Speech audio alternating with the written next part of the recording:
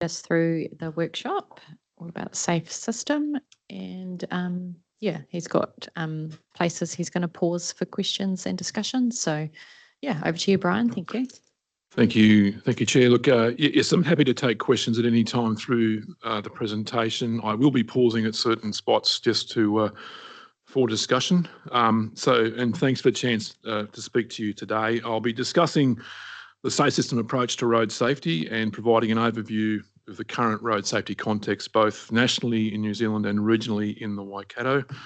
And also be outlining, I guess, what we're doing or planning to do in terms of our new road safety strategy. This workshop came about as a request from Councillor Kevin Taylor during an RTC meeting late last year. So on to the next slide. Thanks, LJ. Before we dive into the topic today, I just want to briefly probably reintroduce myself and explain why it is that I'm presenting this today. I do bring extensive experience in the development and delivery of road safety infrastructure and road safety interventions. So during my time at VicRoads, I led the delivery of the largest road safety infrastructure program in Victoria's history, a $1.7 billion TAC, or Transport Accident Commission funded safe system and infrastructure program. This included pioneering initiatives such as the state's first median barrier project, the introduction of raised safety platforms, and so on. As an exec at Auckland Transport, I established that organisation's first dedicated safety team. We developed their current road safety strategy, the Vision Zero for Tamaki and Waikato, and launched into the award-winning speed management program up there. And most recently, before coming to Waikato Regional Council, I led the Road to Zero initiative at Te Manatu Waka Ministry of Transport for 2.5 years. So throughout my career, I've had the privilege, I guess, of going to and presenting at road safety conferences, both nationally and internationally. But the so what of all of that is that I have very clear views around what's effective and what's pragmatic and what actually works and what doesn't work, and that'll come through in the conversation today. So next slide. Thanks, LJ. Looking at this slide, I just wanted to highlight the fundamental shift in how we think about road safety. The safe system approach recognises a simple truth that people make mistakes, but our bodies are vulnerable to crash forces. So rather than expecting perfect behaviour from every road user all the time, the safe system is designed to forgive those inevitable mistakes. It's a proactive approach that aims to prevent death and serious injury by managing the forces people are exposed to in a crash. That's quite a shift from, I guess, the traditional approach to road safety, which is about preventing all the crashes. So this means designing roads, vehicles, speeds and policies in a way that works together to protect people.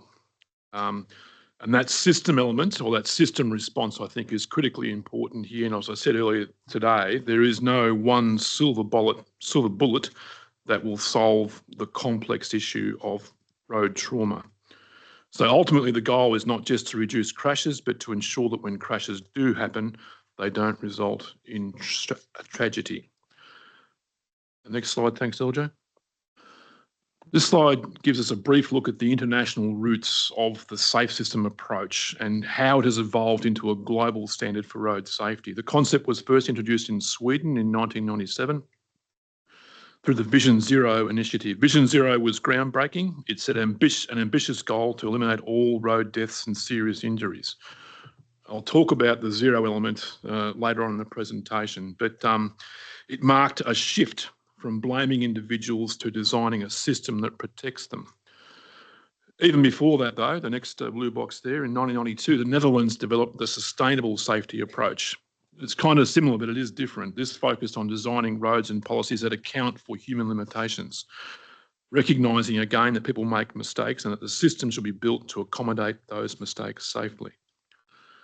Australia adopted the safe system approach in 2004, embedding it into national road safety strategies, and since then has influenced policies in New Zealand, parts of the United States, the UK and beyond. What's important to note is that the safe system draws inspiration from other high safety industries like aviation, rail, and occupational health and safety. These sectors have long embraced system-wide responsibility and proactive risk management principles that are now central to modern road safety thinking. So while it might seem like it, the SAFE system is not just a road safety concept, it's part of a broader movement towards designing safer systems for people. Next slide, please. I've included this slide to emphasise that the use of the SAFE system approach here in the Waikato is not only evidence-based, but it also fully aligned with the national direction set by NZTA and the Ministry of Transport. This alignment ensures that our local initiatives are consistent with national policy and strategy, reinforcing a coordinated system-wide effort to reduce deaths and serious injuries. I say that, but with the context of our conversation this morning around speed management, I think one differing point, I think, from the national strategy is that the national road safety objectives talks about rebalancing speeds. There's a bit of a tension there in what I'm talking about here from a pure safe system outcome, if that makes sense. So next slide, please. I just wanted to make the point that the Waikato region is currently guided by a well-structured safe system strategy, Road to Zero for the Waikato. And we are preparing for its update in 2026, and our goal is to strengthen its foundation by aligning more closely with current research and evidence. This means ensuring that every intervention we invest in can clearly demonstrate a return, measured in lives saved and serious injuries prevented. For elected members, this is about ensuring that public funds are directed toward interventions that are not only effective, but are also defensible and transparent in their impact. And I mentioned before, I wanted to raise a point around the language that we use in our strategy. So whilst the vision of eliminating deaths and serious injury remains essential, the term zero has in some context become politically charged. This can create barriers to community support and distract from practical, evidence-based actions these strategies are built on. I think we have the opportunity here to reframe the conversation and focus on the tangible, proven steps that we can take to improve safety. And by doing so, we can build stronger public trust and maintain momentum towards long-term goals. At my time at the ministry, there was a lot of focus on the big zeros that NZTA bought, and there was this whole focus around that zero is never going to be achieved, so therefore the whole thing is just a complete waste of time. And so I want to move away from that narrative, and I'm not sure what we will call the new strategy, but I'll be keen to avoid having the term zero in there. Whilst zero is the ambition, it gets in the way from the actual targets that we're actually trying to achieve here. Next slide, please. What's important, I think, from a safe system perspective is the principles, and the four key ones of the safe system are on the screen there. So people make mistakes, no matter how responsible or experienced, people will make errors. Even the best trained drivers make mistakes. The system must be designed to anticipate and accommodate those mistakes so they don't result in death and serious injury. The second one there is that people are vulnerable. Our bodies are not built to withstand high impact crashes. This principle reminds us that we must manage speeds and design infrastructure in ways that reduce the severity of crashes when they do occur. Responsibility is shared. Road safety is not the responsibility of individuals. There's a lot of conversation around blaming drivers for crashes, and yes, drivers are part of the issue, but it's not the whole story. The responsibility is shared across all levels of government, transport agencies, planners, engineers, and the community. As elected members, your role in setting policy and priorities is critical. And the last one there is it's a system-wide approach. Safety must be built into every part of the transport system. This means those who design and manage the system, whether through infrastructure, speed management, vehicle standards or enforcement, must act proactively to reduce risk. The system should be resilient and it should have multiple layers of protection. If one part fails, the other parts should still prevent serious harm. This is what this layered approach is what makes the system truly safe. So these principles are not just technical, they're about leadership, they're about accountability, delivering safer outcomes for communities. They help ensure that every decision we make contributes to a transport system where no one has to pay for a mistake with their life. Next slide, please. On the screen there, we've listed 6 safe system elements or safe system pillars. The first 4 there, safe roads, safe vehicles, safe speeds and safe road users, are the traditional pillars of the safe system, but more contemporary thinking in the safe system space has added the final 2, being post-crash response and road safety management. So when we're looking to redevelop our strategy for the Waikato, we'll be looking at these 6 pillars. So each one of those is essential in reducing deaths and serious injuries on our roads, and together the pillars form a comprehensive system-wide approach to road safety. When we strengthen each of them and ensure that they work together, we create a transport system that protects everyone every day. So I'll just run through those just quickly. Go through the next slide. Thanks, LJ. So safe roads is a pretty obvious one. We design and manage our roads to reduce the risk of crashes, to minimise harm when crashes do occur. This includes features like median barriers, roundabouts, safe pedestrian crossings and forgiving roadsides. Investment in safer infrastructure is one of the most effective ways to save lives, but I'll also point out it's one of the most expensive as well. It's interesting, I think, looking at this one here, and I think about the crash that took 5 lives on State Highway 3 between here and Te Awamutu a year or so back. That's a section of road there which has been built and designed to actually accommodate a median barrier, but there wasn't one there. And if one had been there, that 5 fatality crash would have been a panel beating issue as opposed to what it ended up being. So regardless of, this is why median barriers are so valuable, because regardless of the cause of the crash, inebriation, speed, whatever it might be, that would have prevented that crash from occurring. Moving on to safe vehicles. Excuse me, Brian. Yep. Just on that, don't absolutely agree with you on the median barriers, and you made the point that funding is a real issue as far as putting safety infrastructure. It's expensive. And I see the roads between Waihi and Tauranga as being an overkill. Oh, excuse the pun. With the barriers that are on the sides of the roads as well as the median barriers. I mean, there must be such a lot of cost saving you could have. I don't know where the decision making is on where they put those and why it is. Maybe you can enlighten me as to change my thinking on that. Yeah, so it's interesting. In my time in I can't speak for NZTA. Maybe you can have that conversation, Andrew. But in my time in Victoria, we put in many kilometres of median barrier and edge barrier on roads. At the time, our thinking was that a median barrier would result in a 65% or up to a 65% reduction in road trauma. If you combine that with the edge barriers, so what happens with a median barrier is the vehicles who are going along and have a lane departure issue and go across the centre line, they're caught by the median barrier. What we see is a large number of the vehicles that have a lane departure off to the left regularly overcorrect, end up ploughing back across into the median barrier, and that gets them as well. There are some that just keep going off to the left, and that's where the edge barrier works out. So, and what we were talking about in Victoria at the time was have an edge barrier and a median barrier. You reduce that road trauma rate by up to 85%. So a really significant reduction in road trauma. There are a range of things, though, to deal with median barrier projects. One is it is very expensive, and the big expense is actually in the road widening to accommodate the barrier. That's where the massive expense is. The barrier itself is relatively inexpensive.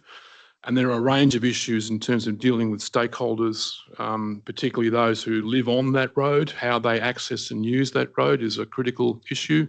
We've seen some of that, I think, on State Highway 2, around Katikati and those sort of places, where there's been some concerns around that. But it is an enormously effective measure in terms of reducing road trauma. It does reduce it also for all road user groups, including motorcyclists. And the reason for that is because it does eliminate those head-on crashes. So a head-on crash involving a motorcycle is never good for the motorcyclist.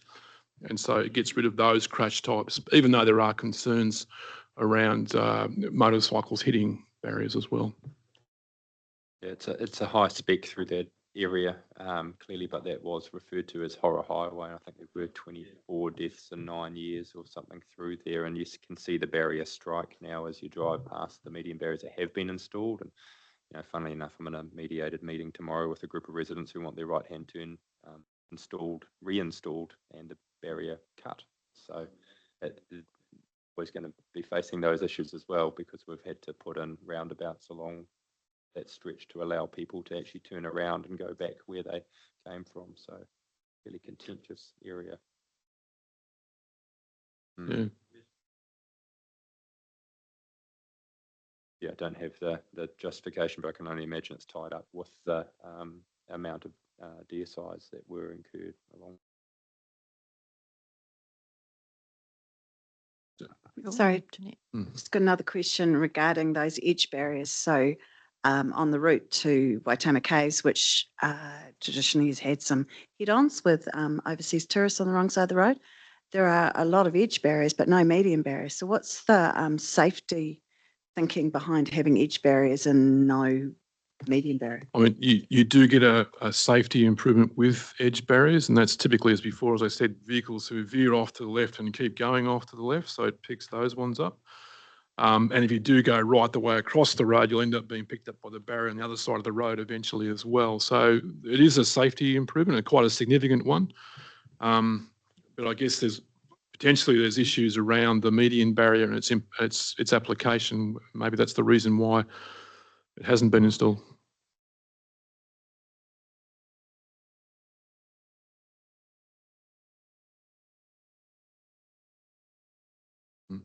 So they are very contentious in places, and currently government direction is to not install central median barriers as of the current policy statement. So we were in the process of finishing the route from Katikati through to Tupuna, stopped halfway. We were talking earlier about the fact that in the Waikato, the most dangerous roads are the 100-kilometre-hour open road pieces of road. The application of median barriers on those would be a significant improvement in terms of the safety outcomes. Significant. David. Yeah, I'd be really interested in some data around the cost per kilometre of having a median barrier in the middle plus versus a median barrier in the middle with two side barriers, and also the improvements in safety. Because I completely and utterly understand the median barriers in the middle means that you're not having head-ons. And so it's so obvious to me that how that saves lives. What's not obvious to me is how the side barriers save lives. I've heard your comment that it stops people going off, but I'd be just really interested to know the difference between the median barrier in the middle and the median barrier plus the side barriers. So I think, as I was trying to say earlier, the median barrier, if you're going to have a barrier, the median barrier would be the best one to have in terms of safety improvements. The edge barrier is also still a significant improvement, because what it does is that if you've had a lane departure incident, whether you've dozed off or whatever you've done, and you've gone off to the left, that will prevent your car from doing a couple of things. One, striking a tree or a rock, or going over a ledge. That'd be a thing. The other part of it that we often see occurring in these is the overcorrection and the vehicle rolls. So if you had a flexible side barrier that it would engage with the vehicle before those things occurred, that would be a safety improvement, and a significant one, but not as significant or as useful, I suppose, in a road safety terms than the median barrier. Okay, thank you.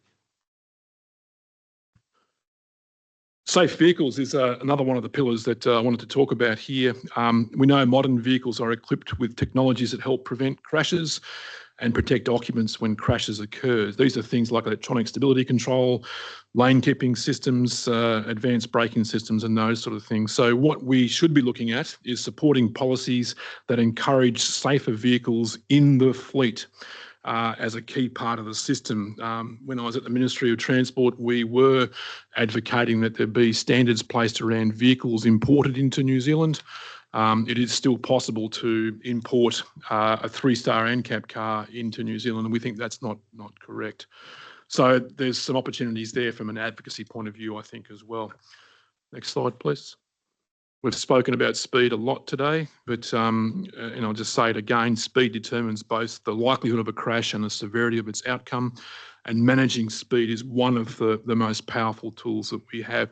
This is not just about speed limits, by the way. Just wanted to say that. We've had a lot of conversation today about speed limits. It's also about enforcement. It's also about matching speed limits to function and safety of the road, and especially where we've got locations where people walk, cycle or live. That's an important pillar of the safe system. Just clicking over to the next slide. The main point I want to make with this slide, and we've had some conversation today around the ability of drivers or road users to actually function safely on the road network.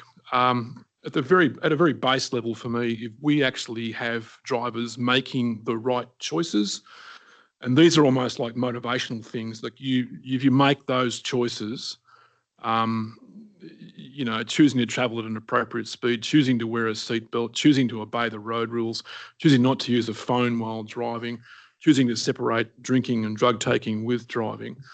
All of those things are just choices that drivers can actually and cognitively make. That'd be a massive improvement, I think.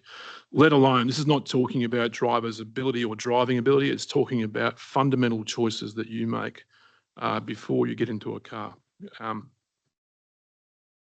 Could I just ask you about the use of mobile phones? Like, how significant is that in New Zealand? I mean, I see you've got it up there. Yeah. So I was just interested if you've got, compared to like drug taking or any of those other things there. It's a difficult question to answer how significant it is. It is significant. When I was at Auckland Transport, we did some surveys. We had some cameras we put up ourselves and did some surveys of people using phones. And there was a significant amount of phone use happening around the streets and intersections in Auckland. In-vehicle distraction is a major issue in terms of road safety outcomes. So it's one of those things, if you're distracted when you're driving a car, those moments or seconds of distraction equates to the vehicle travelling, many hundreds of metres almost in the end, without anyone actively being in control of it. So it is a major issue. I can't quantify how significant it is. We know that things like drugs and alcohol, we understand how significant they are in terms of fatal crashes, but it's very difficult to prove the use of distraction on a phone, sometimes in a fatal crash. Sometimes it is, anyway. So it is an issue. It certainly is an issue. But yeah, safe road use, and this is around things also, enforcement and other things come into play in that space as well. Moving on to the next slide. Thanks, LJ. Post-crash response. And this is not me saying that we don't do a good job in terms of our post-crash response, but just to highlight the hour or so just after a crash is known as the golden hour, and the best that we can do in terms of getting people to the right care within that particular time frame is critically important in this space. And so this is also about including and looping in with our emergency responders, looping in with our medical fraternity. It's an interesting thing, and I think the last point there, or the bottom right-hand point, advancements in vehicle technology such as eCall and combined with Starlink have the potential for enabling really fast access to services and the appropriate ones. So the eCall system is in vehicles in Europe, and what that does is it has the potential for, when you've had an incident in your car, a crash, it measures the delta V, or the change in velocity of the crash, and from that it predicts what the likely injuries are that the individuals in the cars might actually have. And therefore, it can be used to actually then focus the emergency response to go to the right hospital. So if it's evident perhaps that you're likely to have a traumatic brain injury as a result of the forces involved in a particular crash or the crash dynamics, it can do that. One of the things that was sort of spoken against that was the fact that there's many locations in New Zealand without coverage, but I understand that with the new Starlink process, that actually would be a thing that could actually happen. Anyway, those are things to investigate and to respond to. But that post-crash response is critically important. And the last one here is road safety management. This is one that's probably obvious, but also maybe not obvious as well. It's how we work together to actually achieve some of these outcomes. And in this, I do see a role for the Regional Transport Committee in this space, and just tying together in the Waikato all of the other forums that we actually do have from a road safety point of view, tying them together so that we actually work together on system elements. Because if you're not working together with the other parts of the system, you're not actually working in a system, you're just working in a silo. So that's, I think it's an important one, and one we actually can deal with in our strategy. So next slide, thanks, LJ. This graph illustrates a critical concept in road safety. It's crash dynamics and survivable speed. So the green curve shows pedestrian or cyclist crashes. So you can see there that survivability drops considerably the higher the impact speed in a crash. The orange curve relates to intersection crashes. That's where you've got a vehicle crashing into the side of another vehicle where there is less protection. There's no crumple zone or hardly any on the side of a vehicle. They become increasingly deadly above 50 kilometres an hour. And the yellow curve shows head-on collisions, which are the most severe, with fatality risks rising steeply above 70 kilometres an hour. What this graph tells us is simple. Speed is a key factor in crash outcomes. Even small reductions in speed can dramatically reduce the likelihood of death or serious injury. So in terms of your support, for appropriate and safe speed limits, especially in high-risk areas, that it can directly save lives. And this is where we're talking about the advocacy space, the role that RTC has already had in terms of advocating for safer speed limits. Just before we move on to the next graph, a simple question. Those two cars travelling and hitting each other, is that 110 kilometres an hour, or the speed of them, is that the sum total of both, or are they both doing that speed? This gets back to one of Newton's laws of physics, would you believe? Exactly. So I don't know which one exactly it is, but what it actually means, though, is that it's not the combined speed, but it is the speed of the car that you're in, if that makes sense. So it's not, so if I'm doing 100 this way and 100 this way, it's not a 200 kilometre clash, it's a 100 kilometre crash. I would argue against that. With momentum being proportional to velocity squared. So the other part in there is also the mass of the vehicles as well, is come into play, because if one vehicle is heavier than the other vehicle, sure, clearly you're better off being in the heavier vehicle. The thing I'm struggling to understand is to me, in my mind, there's a big difference in that bottom one. If one of those cars is parked on the side of the road and someone's driven it to 110, or it's a head-on crash, both at 110. I'm just trying to figure out which scenario that graph shows. I think that Newton's law would indicate that it's the same. I'm not going to argue that point. I'd just like a simple answer to the question is, are they stationary or they're going together? And you're saying it doesn't matter. And I find that very challenging. It's not the combined speed of the two vehicles hitting head on. I can't think of the Newton's law. I think it's Newton's third law, where he talks about I would argue it's actually the momentum of your body that kills you in an accident, because it's your momentum that wants your body to keep on going. It's often an interesting debate. It's often also the change in velocity. So the sudden change in velocity from going from 100 kilometres an hour to 0, that's where your organs don't cope. Yes. So, do you have the source for that material? Sorry? Do you have the source for that graph? Yes. Oh, yeah, if you could flick me the reference, it'd be great. I can do that for sure. Yeah, no problems at all. Next slide, please. This is an interesting slide. This comes from Monash University, and it talks about the various layers that get in the way of actually someone being killed. And I guess in the Waikato, over the last 60 times a year, we have all of those layers being penetrated, and ended up being the result being a death of a road user. So There's a number of layers there. The first layer there is the human biomechanical tolerance, so what your body can absorb in a crash. Layer 2 is the transfer of kinetic energy, so that's the energy in the crash which leads to the forces going through your body. Right through there and right through to exposure as well. And exposure is the amount of time we put people in those sort of high risk locations. The point I'm trying to raise with this particular diagram is that if any one of those layers is not penetrated, then you actually don't end up having a death or a serious injury, if that makes sense. There's a whole range of things in there in terms of the human tolerance, you know, certainly on a case-by-case basis, the age and the health and the type of body type affect those limits. And the system must account for that. There's a whole range of things. It's a bit of an abstract slide in some respects, but the point we're trying to make here is that for crashes to occur that result in fatalities, you've got to have worked your way through all of those layers before it results in a death. Next slide. The next slide also kind of speaks to the same thing. Meet Graham.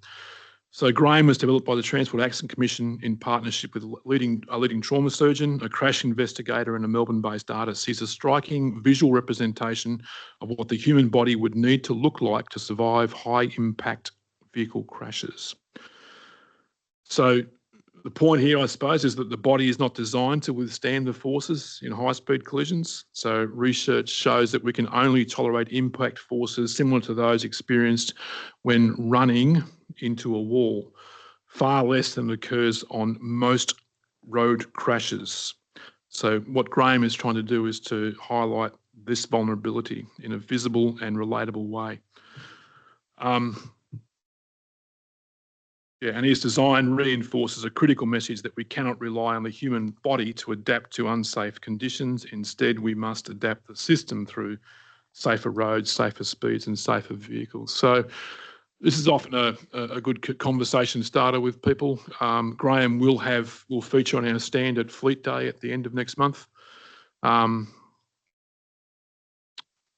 And he supports key policy areas such as road safety management, infrastructure investment and public awareness. And the message that Graham portrays sort of aligns with that safe system approach, that no one should die or be seriously injured.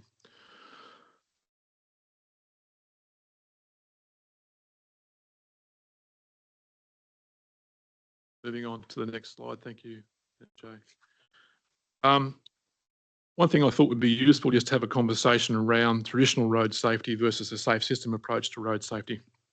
And so I've listed on the screen there 4 areas. So the first one is that traditionally road safety aims to reduce the number of crashes, whereas the safe system aims to eliminate deaths and serious injuries even if crashes occur. The next item there is response to human error. So traditional approach was that it assumes errors can be avoided through education and enforcement, and the safe system approach designs the system to anticipate and accommodate human error so mistakes don't result in tragedy. Speed management. Traditional approach was often set speed limits based on driver convenience or road capacity, whereas the safe system sets speeds based on what the human body can tolerate in a crash, especially for vulnerable road users. And then there's the focus of responsibility. So traditional approach places most of the responsibility on the road user, or in many cases the driver. We expect them to behave perfectly at all times, whereas the safe system recognises that people make mistakes and it shares responsibility across the whole system. So designers, planners, policymakers and road users. There are 2 others that I haven't got on the screen now. I just mentioned those just briefly. And one is the system design philosophy. So the traditional approach is reactive. It responds to crashes after they happen. And you would have heard about black spot programs around the place where we go and fix things after there's been fatal crashes. Whereas the safe system approach is proactive and identifies and addresses risks before crashes occurred. And in terms of investment priorities, the traditional focuses on high crash locations, whereas the safe system invests in system-wide improvements that reduce risk everywhere, not just where crashes have already happened. So for people around the table, this shift in approach is important. It means we're not just asking people to be more careful, We're building a system that protects them when things go wrong. It's a smarter, more compassionate, and ultimately more effective way to save lives. Yeah, Claire. Yeah, thanks, Brian. I'd just like to make a couple of comments about the slide, mainly in two areas. The first is those raised platforms that we actually see a lot in our urban areas now. And the second is around what we've talked about earlier about setting speed limits, you know, in I suppose those areas where we know that we need to make sure that the system's good, you know, like I suppose, you know, standard speed limits for the conditions that we might have in like through villages and stuff like that.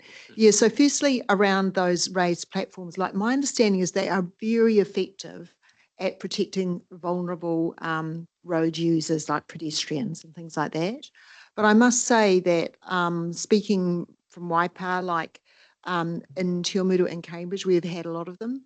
And we do hear from our communities that it gets to the point where it's too much. In fact, you could say that the constraints on I suppose, yeah, drivers, people and vehicles, yeah, that you know, they reach a limit where they feel you know you've gone too far. Yeah. So how do we get that balance right, I guess? Because I mean, I do I totally buy in to your approach that the safe system is avoiding trauma happening, which is a far better approach than waiting for crashes to occur, maybe pedestrian fatalities or something, and then try and work out what to do. So yeah, so I think we've taken quite a conservative approach, particularly in Cambridge. I guess that's our fastest growing centre. We'll start with that, and then we can talk about the speed limit approach. Yeah. So with raised platforms, I think one of the big issues that I've seen in New Zealand and in Victoria as well has been issues around the design and then issues around what's actually built. And so I would suggest that in some cases I've seen where the raised platforms have had an enormously aggressive approach in terms of the ramp and the shortness. And to me, I don't think that's what was intended, but it's what's actually been built and constructed. And it is kind of challenging when you think about it because you've got the cross-section of the road is curved and you're trying to put a platform on top which is flat, and then where that matches into the road surface is going to be variable, and it's going to be some sort of problematic. They are quite effective. They're good in those high pedestrian locations. They are good to slow vehicles down, so any collisions that do occur are survivable. The other thing I'd say to you from the point of view of road or users of the road who are, say, in a wheelchair or prams and those sort of things, it often means that you don't have that dip down to go into the curb if we're up onto the road as well. And it's a visual reminder, I think, to drivers too, that it's a different environment that they're traversing through. So quite useful, but, you know, I think there's some work to do around some of the design details on some of them. I will touch on this perhaps in the next slide as well. An example I've got here in Hamilton with one that I think has been quite effective. Yeah, that'd be really good because actually that was one of the things that we learnt from the raised platforms that we have is each of them actually seems to be constructed a slightly different way, and there is quite a bit of variation in those slopes. Yeah, and yeah, as you said, how aggressive they are. The other thing I would say to you is that they don't have to be built out of concrete. I mean, that seems to be a thing that we do. I know Auckland does that a lot. And they're very hard to adjust once they've been built out of concrete. You can build them out of asphalt and you can adjust them far easier. Okay. That's quite interesting. Yeah. Yeah. And the other thing I wanted to raise at this point, was controlling those speeds. So, you know, like that discussion that we had earlier about those speed limit reversals and things like that, and the fact that we feel that the people in our community are the ones that are, I suppose they've got the keenest sense of what is a safe speed, you know, and how can we ensure that those speed limits sort of can reflect what the community think is an acceptable speed. We talked about it before, like Andrew said, that it's the actual Ministry of Transport that has sort of designed, you know, that legislation and that. Like, is this an advocacy role for this committee, or like can staff help us on that to, you know, because I feel getting the right speed in the right place is a really important component, you know, of that safe system.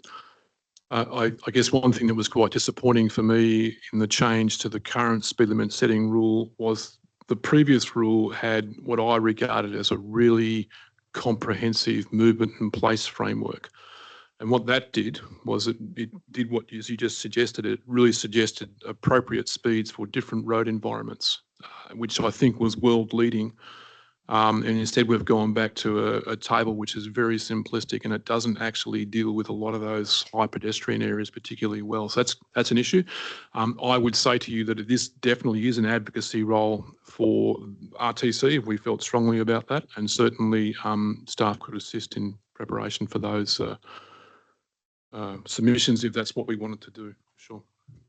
Awesome. Thank you. We'll have Jeanette, and then I'm just aware that we're possibly running a bit behind, but no pressure. Sorry, my question's just to understand, and it's probably for Andrew. Who's responsible for safe crossings and safe footpaths besides state highways when they go for your urban area?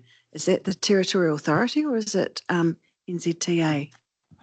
Would be us, I imagine. That's the Waikato corridor would be owned by us in conjunction with the authority. Including the footpaths inside? Have you got something to say on this, Robert?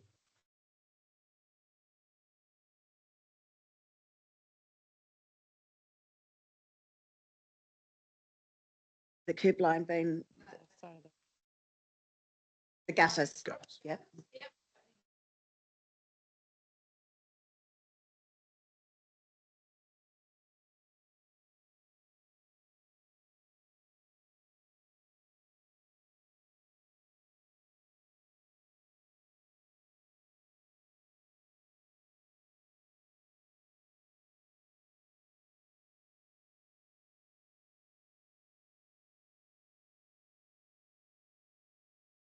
Have you got a particular situation?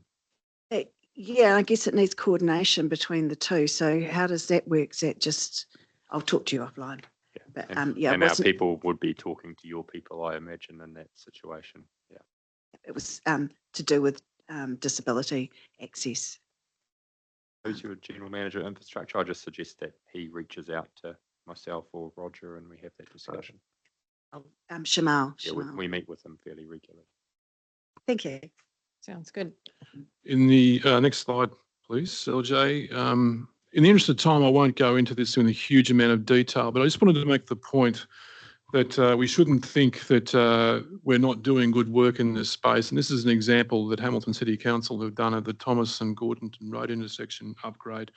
And it's one which has been widely slated in the road safety community as being a really great outcome. And that is the use of raised safety platforms, appropriately designed for that speed environment, and a really positive outcome. So I just wanted to make that point. And there's references in the presentation. Think of that as well. So I'll just pause there for any other questions or discussion. But if there's none, I'm happy to keep pushing on.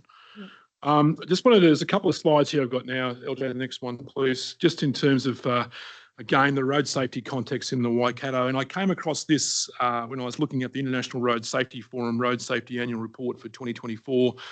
And we mentioned earlier in the RTC committee meeting around the number of road fatalities in the Waikato, but this is a representation of road fatalities per billion vehicle kilometres travelled.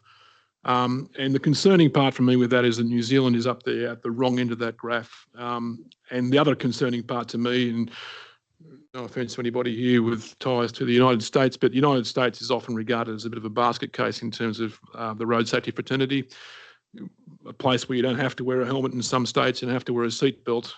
The fact that the risk or exposure to New Zealand is worse than the US, I think is extraordinarily poor. Moving on to the next slide. Now, this is one we've all seen before, but again, make the point. So if New Zealand is travelling really badly in terms of a regional aspect, we are also travelling really badly. So a bad performance for New Zealand, a bad performance for the Waikato. And over to the next slide. And this pie chart just shows the breakdown of the types of road users involved in fatal and serious injury crashes from 2018 to 2024 in the Waikato. And as I think we've spoken a number of times now, it's drivers and passengers, it's those vehicle crashes on those high-speed open roads, which are what's killing people in the Waikato. Your commentary around that, so I'll move on. Does that include motorcycles as well as? No, pedal cyclists cycles? would be cyclists. Yeah, I don't know whether that's an interesting, good question actually. I don't know where the motorcyclists have come into that because they should be in there Yeah. potentially. Yeah. What does this mean for the Waikato? And I know I'm running out of time, so I'll quickly go through this.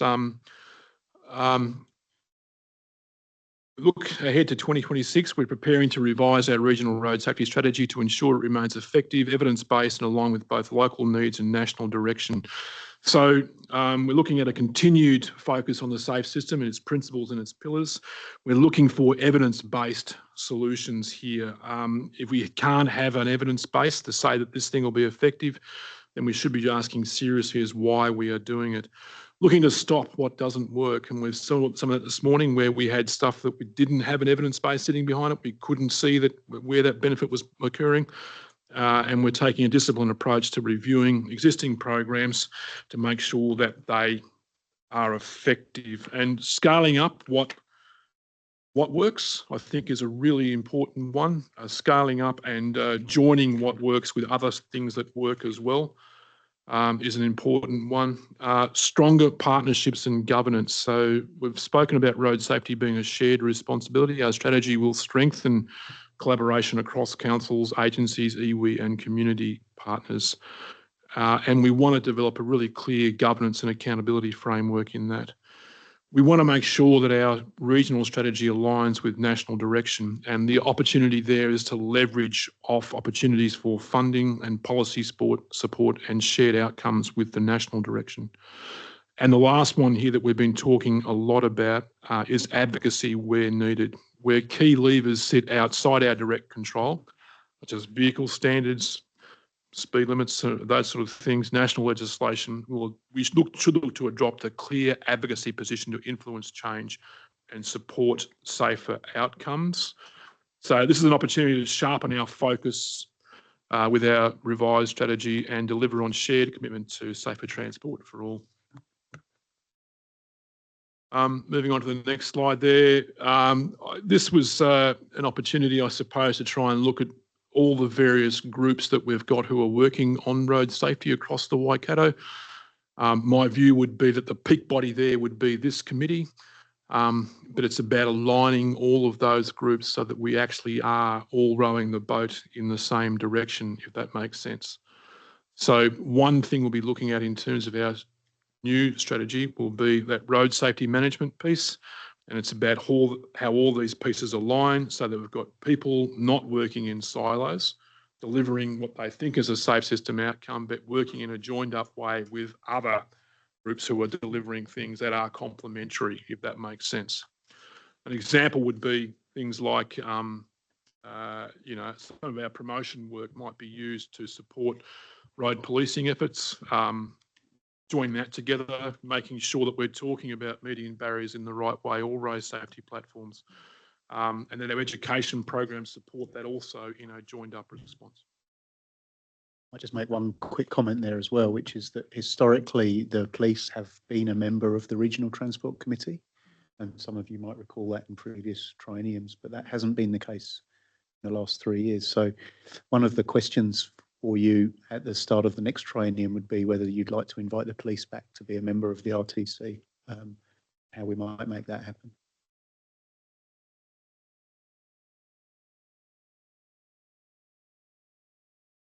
I'm not entirely sure. I think it may have been resourcing, but it has been the case in the past, so it wouldn't be. They're not in Bay of Plenty, but AA and the freight industry have a presence in Bay of Plenty one. So. Okay, next slide, please. Waikato Road to Zero. This is a high-level view of our current road safety strategy, a plan on a page sort of thing. So it is a sound strategy. It's based on the safe system and all that. That's really positive. But however, as you look ahead, it's clear the strategy needs to evolve. And to remain effective, the interventions it promotes must meet, for me, 3 key tests. They must be pragmatic, that you actually can deliver the thing and that people accept them. They must be evidence-based, so we can't be doing things that we think might be good for road safety without actually understanding what the impact might be. And most importantly for me is that they must be deliverable. I guess one of my experiences with the Road to Zero, the ministry, we had some really fabulous things in that strategy, but were they deliverable? I really doubt it, and that's a real problem, I think, as well. So you can have a line of sight through to the things actually being delivered. Moving on to the next slide. I've just listed here, this is not an exhaustive list of the road safety partners, but these would be examples of some of the organisations we'd be trying to link up with. I've not listed on here all the district councils because they clearly are on there. It goes without saying they're part of that. And the key message here is that collaboration is essential. No single organisation can deliver road safety outcomes in isolation. So working together, sharing knowledge, aligning efforts and supporting each other is the way to success. Just on to the next slide.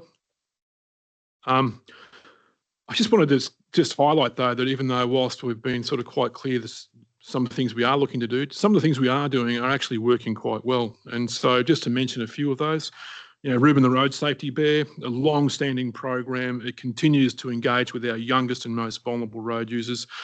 It delivers age-appropriate safety messages. And yes, there's some tweaking involved in that. We're redoing his website. We're adjusting some of the stuff that Reuben does, but I think essentially that's been a really positive thing. Fleet Day, I'm not sure if you're aware about Fleet Day, but Fleet Day brings together commercial and public sector fleet operators.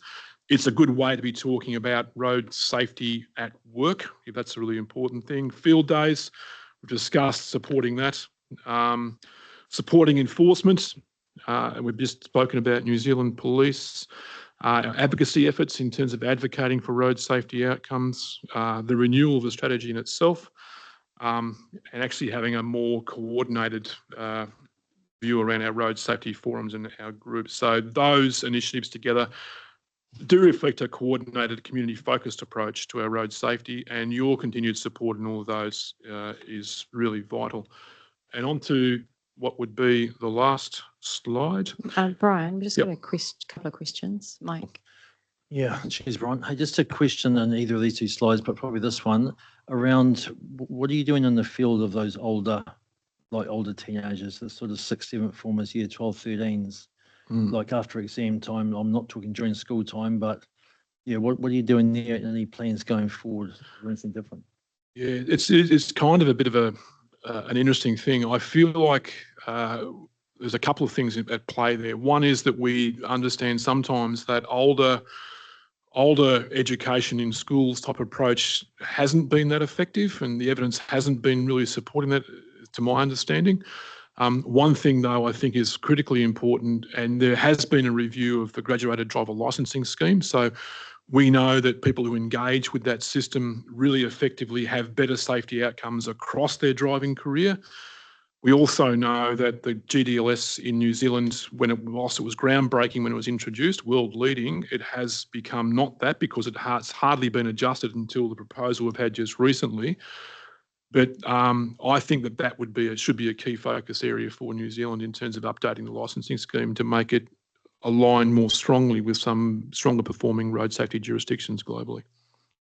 So just on that then, I mean, obviously the funding would be great if it came from the NZTA or the ministry or whatever, but that's something that maybe councils could look at too, that sort of co-partnering in that sort of field, because at the end of the day, safety, every council spends money on safety, and some sort of co-approach here could be quite good. Yeah.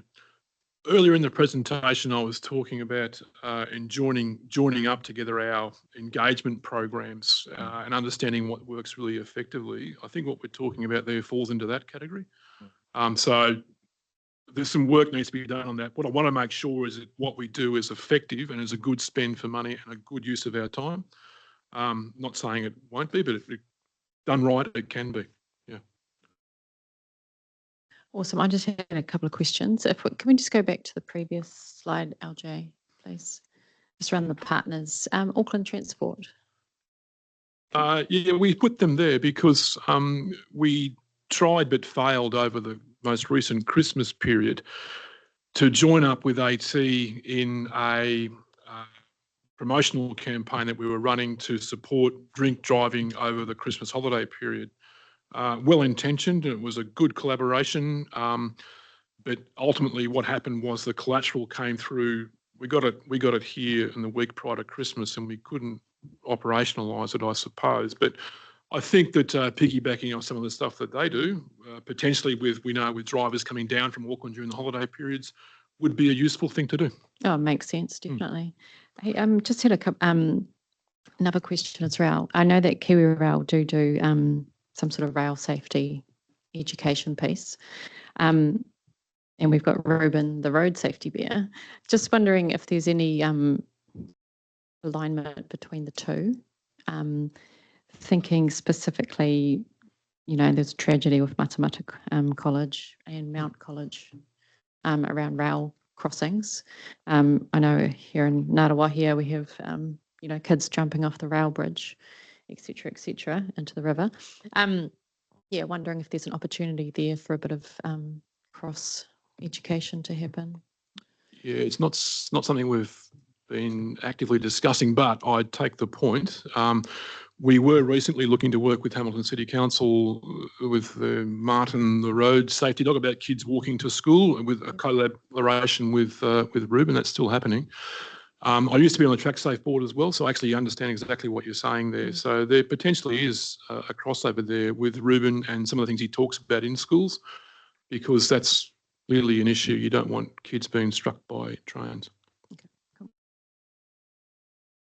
So moving on to what is the last slide, and I guess Philip. Sorry, Okay. I didn't mean to cut you off. I guess what I've got on the screen there, I suppose, is opportunities for the Regional Transport Committee support. So, leadership commitment, adopting a collaborative approach, making sure that we do have data-driven decision making, promoting sort of safety culture, particularly back in your home organisations. And the like. But I think one of the things I wanted to probably talk about here, and I mentioned it during the presentation, is just the opportunity for RTC to play a role within the road safety governance within the region. I think would be a critical opportunity.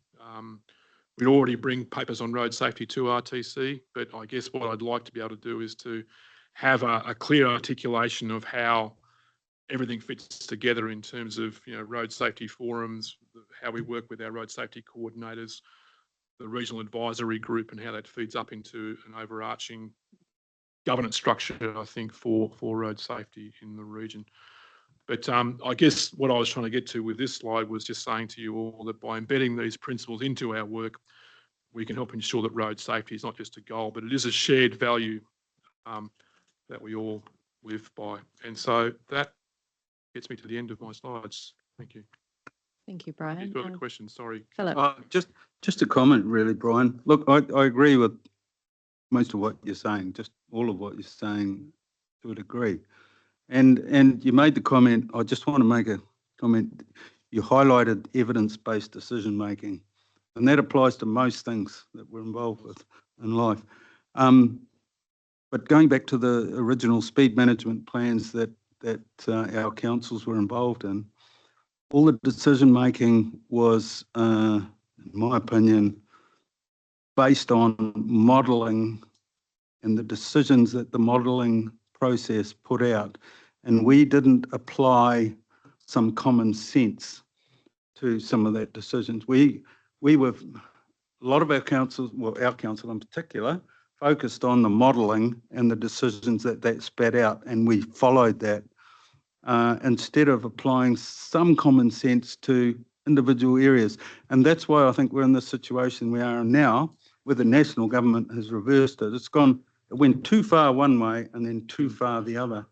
So as long as we have that evidence-based approach, but we apply some common sense and practicality to that decision making, understanding that the modelling is just a tool. It's not the be all and end all of it. That's my opinion. Yeah, it's for the chair. I could not agree more. That's absolutely correct. The evidence base is an input into the decision. It's not the whole decision, if you like. One of the challenges I think that we've had is that we've not actually had enough of that sort of pragmatic, practical approach. When I talk about being pragmatic in this, that's what I'm sort of getting to. It needs to be believable for local communities. One of the problems we've had is sometimes the narrative we have not developed or have allowed to develop around some of these things, and we haven't told the story properly. That's one of the issues, but also at the end of the day, this is road networks within local communities. They should be having a real say in that. Excellent. Thank you. Is there any last chance for questions, Jeanette? I just want to say thank you for a wonderful presentation, and I'm hoping that we can get your speaker notes because there was an awful lot. And A lot of notes in there, yeah.